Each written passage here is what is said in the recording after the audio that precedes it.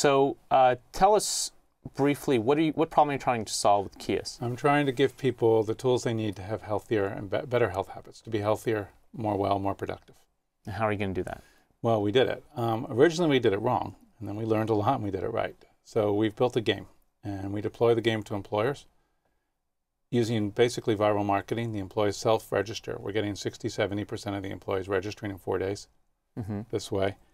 And then the employees start playing the game. The employers offer some reward for teams that hit goals, which basically require pretty sustained effort on the part of all 6 team members. And people start off running, and they're basically 12 to 100 day 12-week to 100-day challenges right now, but we're evolving this to a game. How is this different from something like Virgin Health, which is also,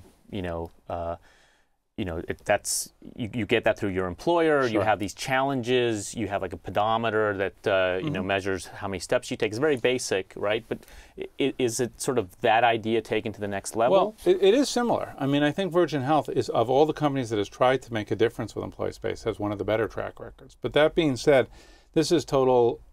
By and large, most people can't exercise their way to fitness. You have to eat less, you have to eat the right things. If you don't eat any vegetables, you're going to have a problem if you have heart disease or diabetes, or even are trending towards it, regardless. If you have high stress, you have to learn how to manage that stress. And if you are learning to exercise, you need to learn how. And we give you a total package. Everything, we work on building up the health habits you need for everything you need to be healthy and well and productive over the course of the challenge, and then on an ongoing way after that. And we use some things Virgin doesn't use that have been very, very effective for us. And the simple way to put this is it's much more of a social game than Virgin. And it's much more of a game. There's basically a competition. People have points.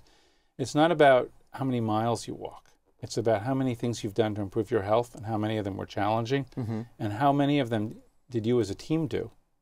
And if you as a team do enough of them, you earn rewards for those points, and that you deserve to. You've basically done a great job being happier and healthier and more productive. And what are the rewards? Are they tangible, or are they just leaderboard? They're actually both. Some of them are the standard things you'd expect to see in a game, like levels and more recently badges.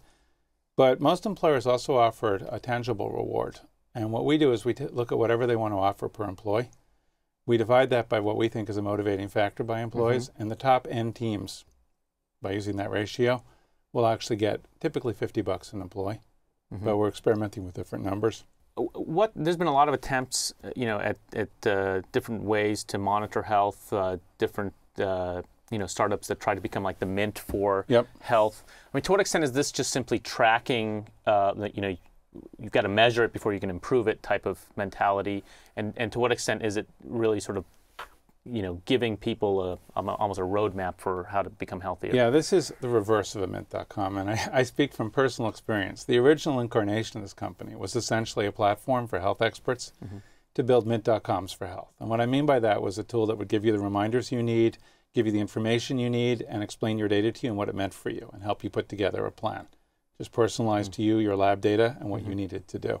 And why didn't that work? Because it's depressing. Because people go there, the people you want to help are the people who need help. And maybe they're like me. I was a couch potato while I was starting Keas for too long.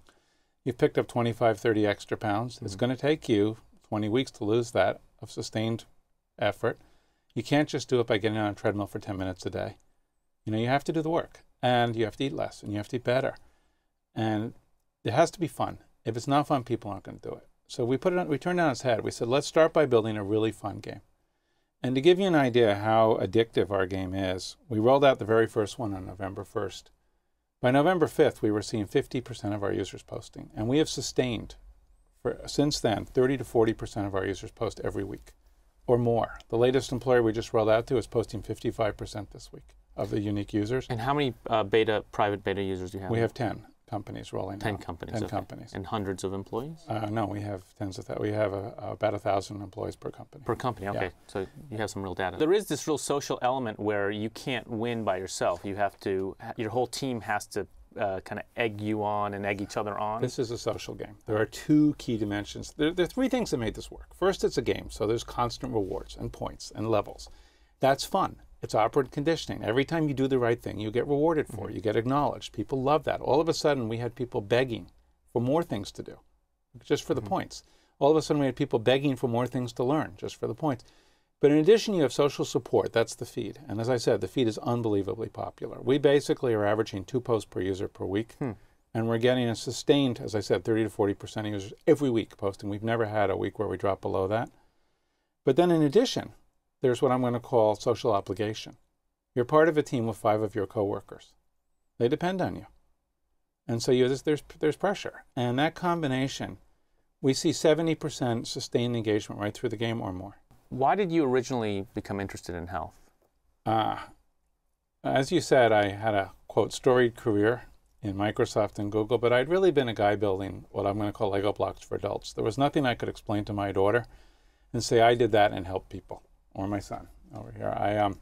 At the end of the day, I was building sort of very abstract products. I was building XML, and I was building the platform components for .NET and browsers and spreadsheets. And at a certain point, you start to look at your life and ask, what have you done that's really meaningful?